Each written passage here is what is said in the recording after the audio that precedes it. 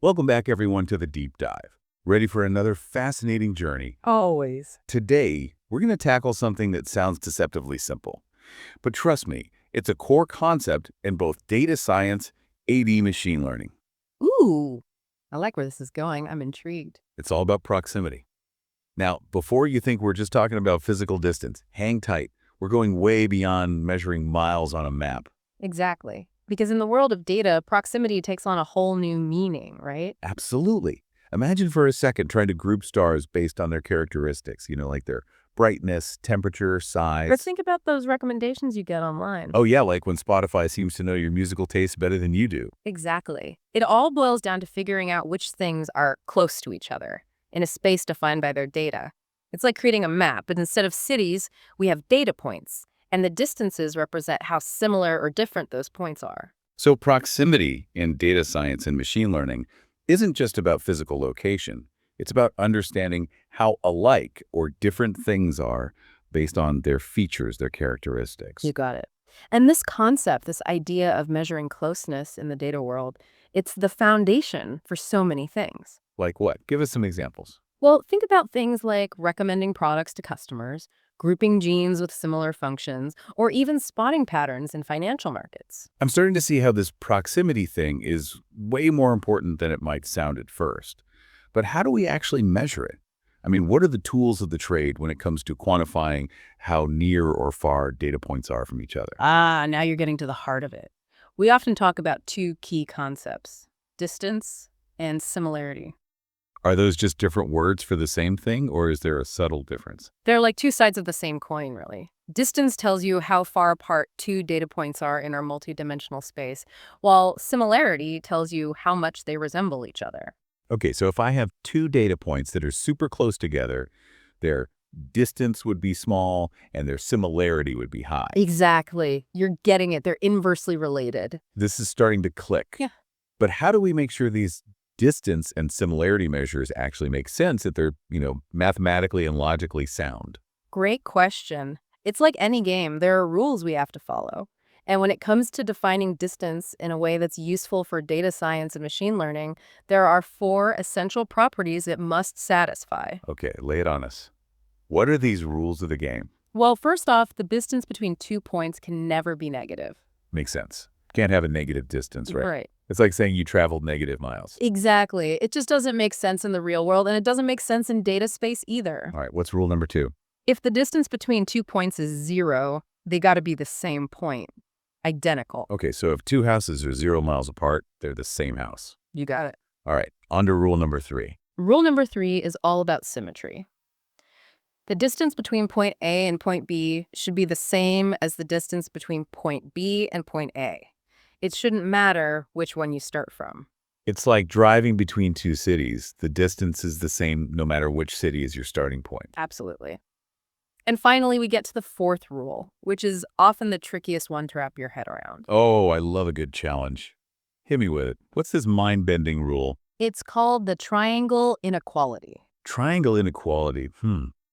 Sounds intense. It essentially says that the distance between 2 points can't be greater than the sum of the distances going through a third point. Okay, I'm going to need an example here. Help me visualize this. Picture a triangle connecting 3 cities.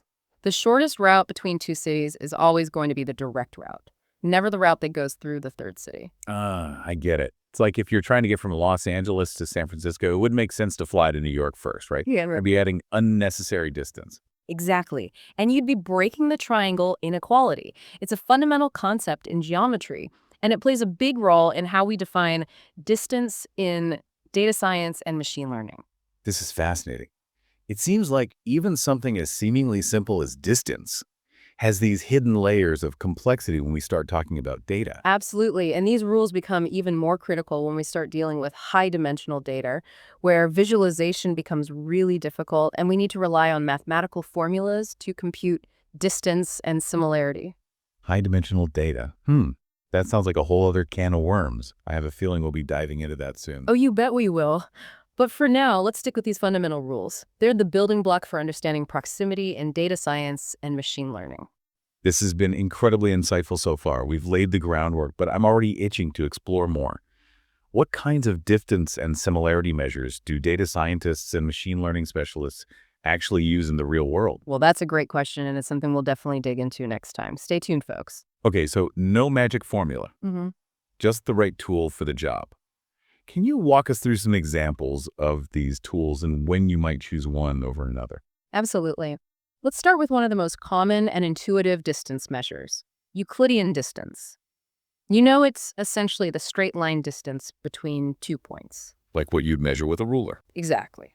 The shortest path between 2 points. Imagine you're mapping out the locations of two coffee shops in your city. The Euclidean distance would be the shortest path between them as the crow flies. So it's like finding the hypotenuse of a right triangle, right? Where the sides of the triangle represent the differences in each feature. Precisely. And this concept extends to any number of dimensions. Okay, I'm following you. So we're comparing our apples again, but this time we're looking at sweetness, tartness, size, and e-color. Each apple becomes a point in a four-dimensional space. Exactly. We calculate the Euclidean distance by taking the square root of the sum of square differences for each feature. Gotcha. So if two apples are very similar in all those features, their Euclidean distance would be small, meaning they're very similar. But if they're totally different, like one is super sweet and large and the other is tart and tiny, the distance would be larger, right? Exactly, you've got it. That's the beauty of Euclidean distance. It captures our intuitive understanding of distance in a way that we can apply to data. So far, so good. Hmm. But are there situations where Euclidean distance might not be the best choice? Oh, absolutely. One thing to keep in mind with Euclidean distance is that it assumes all features are equally important. Let's say you're comparing houses based on price, square footage, and number of bedrooms. In that case, you might want to prioritize price over the number of bedrooms. Yeah, that makes sense. A small difference in bedrooms shouldn't outweigh a huge difference in price when you're comparing houses. So what do you do in cases where you want to give more weight to certain features? Well, that's where other distance measures come in handy, Like what? like Manhattan distance or weighted Euclidean distance. These measures allow us to fine-tune the importance of different features when we calculate those distances. Okay, I'm intrigued. Can you break those down for us? Sure.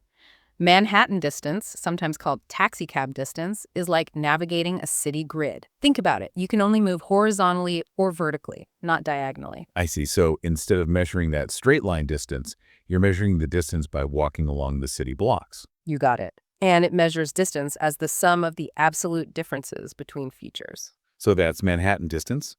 What about weighted Euclidean distance? Weighted Euclidean distance is similar to regular Euclidean distance, but it lets us multiply each feature difference by a weight. Oh, I see. So if price is more important than the number of bedrooms, we could assign a higher weight to the price difference when we're calculating the distance between those houses. Exactly. This makes weighted Euclidean distance really useful for situations where some features are more critical than others. This is making a lot of sense.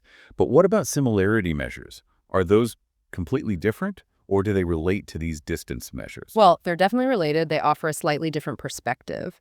But many similarity measures are actually just transformations of those distance measures we've been discussing. There's like looking at the same concept through a different lens. Precisely. As distance increases, similarity decreases, and vice versa. A very common similarity measure is cosine similarity. Cosine similarity measures the angle between two vectors in our data space. Hold on, vectors. What exactly are vectors in this context? Imagine each data point is like an arrow pointing in a specific direction in our multidimensional space. We call those arrows vectors. I see. So instead of measuring the distance between the tips of those arrows, we're looking at the direction they're pointing. You got it. If they're pointing in the same direction, the angle is small, indicating high similarity. If they're pointing in opposite directions, the angle is large, indicating low similarity. This can be really helpful when we're dealing with data where the magnitude of the differences isn't as important as the overall direction of those data points. I see. So two documents using similar words in similar proportions would have a high cosine similarity, even if one document is much longer than the other. Exactly. It's all about understanding the nuances of these different tools and knowing which one to use for each situation. Right, because there's no one-size-fits-all solution, is there? Nope. The best choice depends on the specific characteristics of your data and the problem you're trying to solve. It sounds like mastering this stuff requires a good mix of mathematical understanding and practical experience. You need to know the formulas A and D, be able to apply them to real data, right? Absolutely. And thankfully, we have some awesome tools and libraries that can help us out. Oh, thank goodness. So we don't need to be math wizards scribbling out these complex formulas by hand. Not at all. Languages like Python and R have built-in functions and packages that do a lot of the heavy lifting for us when it comes to calculating these distance and similarity measures. That's a relief. So even if the math itself seems a little daunting, we don't have to do all the calculations manually. Nope. These tools make it much easier to apply these concepts to real data sets and see what we can uncover. This is incredibly exciting. We've covered so much ground already, but I know we're just scratching the surface. You're absolutely right. There's a whole world of data out there just waiting to be explored. And speaking of exploring, I'm particularly curious about the challenges of working with high-dimensional data. The kind of data that's so complex we can't even visualize it. How do we even begin to understand proximity when we're dealing with data that's beyond our ability to see? That's a fantastic question, and it's a topic we'll definitely be diving into next time. Stay tuned. Okay, let's dive into those uncharted waters you mentioned. What makes high-dimensional data so tricky when it comes to measuring proximity? Well, think about it this way. Imagine trying to visualize a data point with hundreds or even thousands of features. It's just impossible for us to picture a space with that many dimensions. Our brains are wired for three-dimensional thinking, so when we move beyond that, we need to rely on different tools and strategies. So how do data scientists and machine learning specialists even begin to wrap their heads around proximity in those situations? It's all about math. The formulas we've been discussing, they become super important in high-dimensional spaces. So even though we can't see the distances, we can still calculate them using those formulas. Precisely. And that's where it gets really interesting because certain distance and similarity measures work better for high-dimensional data than others. It's like choosing the right gear for a challenging climb. You wouldn't use a lightweight rope if you're tackling Mount Everest. Yeah. Are there specific measures that work better in those high-dimensional spaces? Absolutely. Remember our discussion about cosine similarity? Well, cosine similarity tends to work really well in high-dimensional data because it focuses on the angle between those vectors, not their absolute distances. So even if two data points are far apart in a high-dimensional space, if they're pointing in a similar direction, they could still have a high cosine similarity. Exactly. It's like two ships sailing on different courses but heading toward the same constellation in the sky. That's a great way to put it. But are there other approaches for dealing with these high dimensions? Oh, definitely. Sometimes we use something called dimensionality reduction techniques before we even calculate distances. Dimensionality reduction, what's that all about? Basically, these techniques try to simplify the data space by reducing the number of features while still holding on to the most important information. So it's like creating a more compact map without losing those key landmarks. You got it. One popular technique is called principal component analysis, or PCA for short. It's like finding the most informative directions in the data and then projecting the data points onto those directions. So it's like finding the optimal viewing angle for a complex sculpture. Yeah. You want to see the most important features without getting bogged down by every little detail. Precisely. By reducing the number of dimensions, we can often get a clearer picture of proximity and apply those traditional distance measures more effectively. This is all incredibly fascinating, but it also seems really complex. With so many different approaches, how do data scientists figure out which one to use? Is there a secret decoder ring or something? Haha, I wish. Honestly, it often comes down to experience, intuition, and some good old-fashioned trial and error. The choice depends on so many factors, like the type of data, what you're trying to achieve with your analysis, even the computing power you have available. This deep dive has been an incredible journey. We started with the basic concept of proximity, explored different distance and similarity measures, and even ventured into the mind-boggling world of high-dimensional data. It's been a wild ride for sure. And I feel like I've learned so much along the way. Oh.